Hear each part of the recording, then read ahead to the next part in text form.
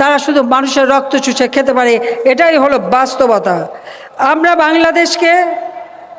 বাংলাদেশকে যেন পৃথিবীর বুকে একটা সম্মান নিয়ে চলতে পারি, আজকে বাংলাদেশকে আমরা সেইভাবে উন্নয়ন করেছি। 2008 সালে নির্বাচনী ইশতেহারে ঘোষণা দিয়েছিলাম 2021 সাল রূপকল্প 21 এর মধ্যে বাংলাদেশকে আমরা উন্নত করব।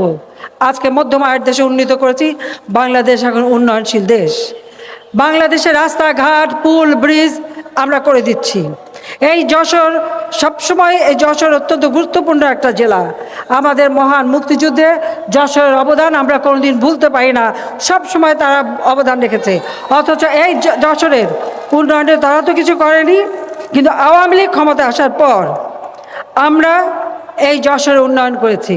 জাতির পিতা বঙ্গবন্ধু শেখ মুজিব এই মাঠে মিটিং করতে এসেছিলেন, ওই গ্যালারি থেকে এদেশের জনগণকে আশ্বাসের বাণী শুনিয়েছিলেন। 75-এর পর আর এই দেশের কোনো উন্নতি হয়নি, কিন্তু আওয়ামী লীগ যখন থেকে ক্ষমতা এসেছে তখন থেকে এদেশের মানুষের ভাগ্য পরিবর্তনে আমরা কাজ করে যাচ্ছি। আমি কমিউনিটি ক্লিনিক করে দিয়েছি, যেখানে মানুষ বিনা পয়সা ওষুধ পায়। খালেদা জিয়া 2001-এ এসে তা বন্ধ করে দিয়েছিল, আবার আমরা চালু করে দিয়েছি।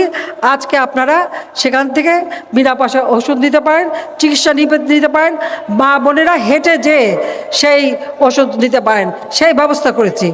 করোনা ভাইরাস, এই করোনা ভাইরাসের কারণে সারা পৃথিবীতেই আজকে অর্থনৈতিক মন্দা, কিন্তু বাংলাদেশে আমরা অর্থনীতিকে এখনও শক্ত ভিত্তির উপর দাঁড় করিয়ে রাখতে সক্ষম হয়েছি।